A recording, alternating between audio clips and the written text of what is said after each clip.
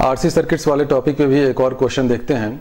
In the transient circuit shown the time constant of the circuit is. तो आपके पास एक बहुत ही आर्बिट्ररी सा सर्किट दिया हुआ है जिसमें आर है, 2R है, 2R है, आर है, और आपसे पूछा गया कि बताओ इस सर्किट का टाइम कांस्टेंट क्या होगा। तो आप सोच रहे होंगे कि इसका टाइम कांस्टेंट कैसे निकाला जाए।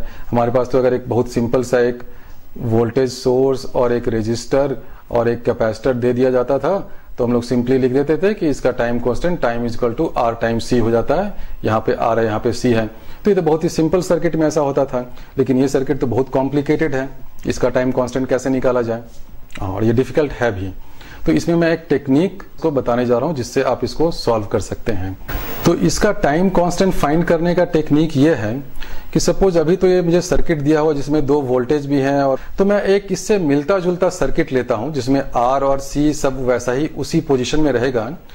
लेकिन मैं क्या कहता हूं कि मैं उसमें वोल्टेज सोर्स नहीं देता हूं, और मैं इस वोल्टेज सोर्स को यहाँ पे हटा देता हूं, नेग्लेक्ट कर देता हूं फॉर द टाइम बीइंग। तो वोल्टेज सोर्स को नेग्लेक्ट कर रहा हूं, इसका मतलब क्या है कि मैं उस वोल्टेज सोर्स को शॉर्ट कर रहा हूं।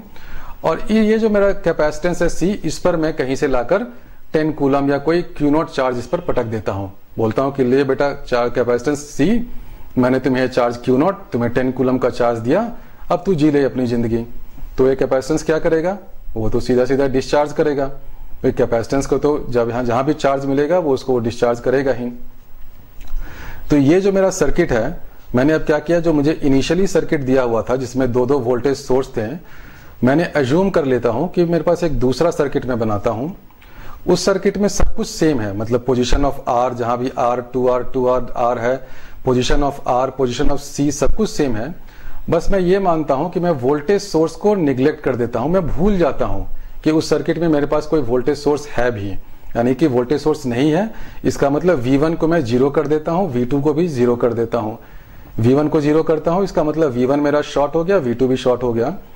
और इस कैपेसिटेंस को मैं Q0 चार्ज 10 कूलम 20 कूलम कुछ भी एक आर्बिट्ररी चार्ज दे देता हूं, और कैपेसिटेंस को बोलता हूं कि अब जब तुम्हें जो करना है तुम करो। तो यह कैपेसिटेंस क्या करेगा, ऑब्वियसली कैपेसिटेंस जो है वो डिस्चार्ज करेगा। कैपेसिटेंस को तो जहां भी चार्ज मिला वो बिना डिस्चार्ज किए रहता नहीं है। तो ये इस कैपेसिटेंस जो है इसको डिस्चार्ज करेगा। तो डिस्चार्ज करता है, तो डिस्चार्ज वाले सर्किट्स में ये हम लोग जानते हैं एक टाइम कांस्टेंट होता है, क्योंकि QT क्या होता है, QT is equal to Q0 into e to the power minus t by RC। तो उसमें भी डिस्चार्ज सर्किट में भी एक टाइम कांस्टेंट होता है। तो अब मेरा क्लेम ये है कि अगर ये कैपेसिटेंस इस सर्किट के थ्रू अपने किसी इनिशियल चार्ज Q0 को डिस्चार्ज कर रहा है, तो उस डिस्चार्जिंग का जो टाइम कांस्टेंट होगा वही टाइम कांस्टेंट चार्जिंग के टाइम भी होगा। अब ध्यान से सुनिए मैं क्या क्लेम कर रहा हूं। मेरा क्लेम यह है कि अगर मेरे पास एक सर्किट है और उस सर्किट में रेजिस्टेंस और कैपेसिटेंस और बाकी सबका रिलेटिव कॉन्फ़िगरेशन बिल्कुल मैंने सेम ही रखा है, तो चार्जिंग का जो टाइम कांस्टेंट होगा वही टाइम कांस्टेंट डिस्चार्जिंग का भी होगा। और ध्यान रखिए, चार्जिंग के टाइम में हो सकता है मुझे 2-3 वोल्टेज सोर्स डालना पड़े, और डिस्चार्जिंग के टाइम में मैं वोल्टेज सोर्स मेरा है ही नहीं, मैं वोल्टेज सोर्स को हटा दूंगा, सिर्फ मैं एक इनिशियल चार्ज उस कैपेसिटेंस को दूंगा। तो मैं अब ये क्लेम कर रहा हूं कि किसी भी सर्किट के लिए, किसी भी आरसी सर्किट के लिए जो टाइम कांस्टेंट उस सर्किट का चार्जिंग के लिए होता है, सेम टाइम कांस्टेंट उस सर्किट का डिस्चार्जिंग के लिए होता है। अब आप बोलेंगे कि ये कहां से ये रूल आया, आपने कैसे बोल दिया, इसका प्रूफ क्या है। तो देखिए, इसका प्रूफ तो इस लेवल पे, क्लास 11th और 12th के लेवल पे नहीं हो सकता है, लेकिन जो मैं क्लेम कर रहा हूं ये करेक्ट है। मैंने IIT कानपुर से बीटेक किया है, और बीटेक मैंने इलेक्ट्रिकल इंजीनियरिंग में ही किया है, और इस तरह के 3-4 सर्किट्स को तो हम लोग नाश्ते में ही चबा जाते थे। तो मैं जो बता रहा हूं वो सही है, और वो टेक्निक बहुत ही फास्ट टेक्निक है, और उस टेक्निक से आप किसी भी आर्बिट्ररी सर्किट, उसमें जितना भी रेजिस्टेंस, कैपेसिटेंस कुछ भी डाला हुआ हो, उसका आप टाइम कांस्टेंट फाइंड कर सकते हैं। तो मैंने टेक्निक क्या बताया कि आप भूल जाइए कुछ देर के लिए कि आपके पास कोई वोल्टेज सोर्स है, भूल जाओ कि तुम्हारे पास कुछ भी वोल्टेज सोर्स है। बस अज्यूम करो कि इस कैपेसिटेंस पे कुछ आर्बिट्ररी इनिशियल चार्ज दिया हुआ है, और अब ये कैपेसिटेंस डिस्चार्ज होने के लिए छटपटा रहा है कि मैं जल्दी से जल्दी डिस्चार्ज हो जाऊं। तो ऑब्वियसली उसका एक टाइम कांस्टेंट होगा। तो मेरा क्लेम है, और जो मेरा क्लेम करेक्ट भी है, कि डिस्चार्जिंग के टाइम जो टाइम कांस्टेंट होता है वही टाइम कांस्टेंट होगा चार्जिंग के लिए ही, भले ही आप उसमें 10, 20 जितना भी आप वोल्टेज सोर्स डाल दें तो उस सर्किट का टाइम कांस्टेंट सेम रहेगा। लेकिन हाँ, ये सब तभी होगा प्रोवाइडेड कि आप ये वाला जो रेजिस्टेंस है, इस रेजिस्टेंस का जो भी कॉन्फ़िगरेशन है उसको चेंज नहीं कर रहे हैं। तो देखिए मैंने इस रेजिस्टेंस जहां पे R है, 2R है, R है, रेजिस्टेंस और कैपेसिटेंस का जो म्यूचुअल अरेंजमेंट है, जो उसका पोजीशनिंग है, उसको चेंज नहीं किया है। बस मैं क्या कह रहा हूं कि आप इस वोल्टेज को शॉर्ट कर दें और इस वोल्टेज को भी शॉर्ट कर दें और अज्यूम करें कि इस मेरे कैपेसिटेंस पे कुछ चार्ज दिया हुआ है, इनिशियल Q0, और अब फाइंड करिए कि इसका डिस्चार्ज करने के लिए क्या टाइम कांस्टेंट होगा। तो जब मैंने इसको शॉर्ट कर दिया और इसको शॉर्ट कर दिया तो देखिए बहुत आसानी से अब ये हो जाएगा। जब आप इस दोनों वोल्टेज सोर्स को शॉर्ट कर देंगे तो क्या है, ये R और 2R जो मेरा है वो बिल्कुल सीरीज में हो गया। ये देखिए ये R और 2R जो है ये सीरीज में हो गया और इस R और 2R का जो इक्विवेलेंट है इस R के पैरेलल में है। मैं इसको अलग से ड्रॉ करता हूं ताकि आपको समझ में आ जाए। तो ये R और ये 2R दोनों मिलकर क्या बन जाएगा, ये दोनों मिलकर 3R बन गया। तो इसको मैं यहां से इन दोनों को हटा के मैं 3R का रेजिस्टर लिख सकता हूं। तो इन दोनों को यहां से मैंने हटा के यहां पे अब मैंने 3R का एक रेजिस्टेंस बना दिया। ये 3R और ये R क्या है, दोनों पैरेलल में है। तो इन दोनों का इक्विवेलेंट क्या होगा, जब पैरेलल में रेजिस्टेंस हो तो इक्विवेलेंट क्या हो जाता है, 3R into R divided by 3R plus R 4R। तो ये पैरेलल में है तो ये हो जाएगा 3/4R। तो इन दोनों को यहां से हटाकर मैं 3/4R का एक रेजिस्टेंस डाल देता हूं। तो ये रेजिस्टेंस मेरा हो गया 3/4R। तो अब देखिए क्या है सर्किट, ये जो मेरा सर्किट है उसमें एक कैपेसिटेंस है, इस पर अगर कुछ भी इनिशियल चार्ज Q0 है और वो 3/4R और R के थ्रू डिस्चार्ज कर रहा है।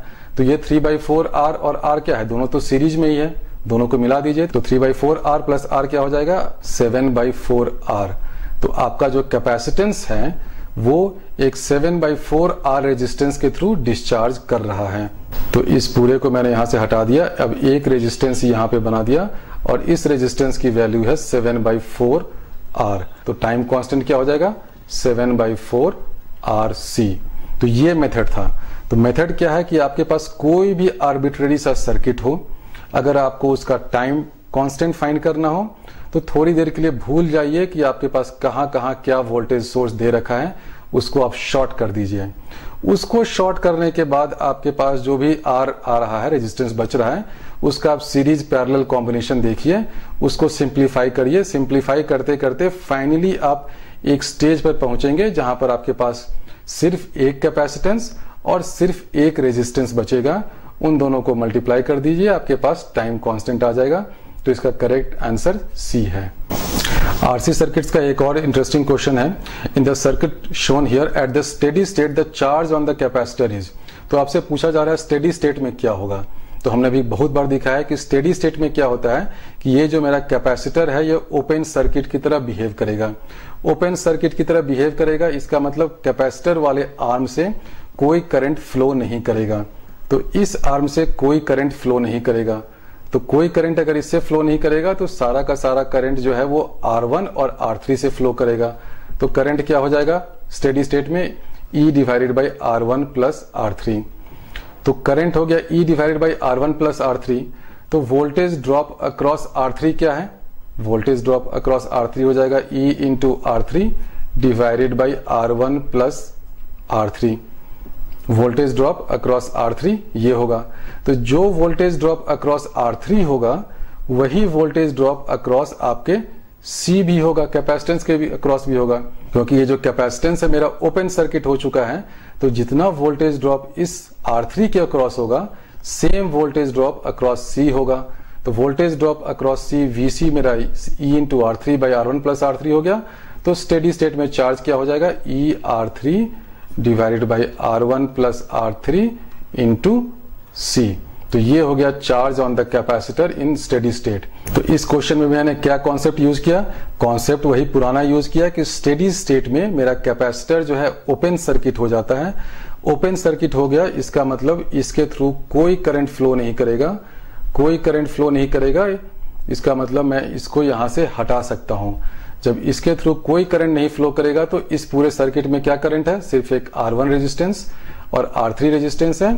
तो इस सर्किट में करंट हो गया E by R1 plus R3।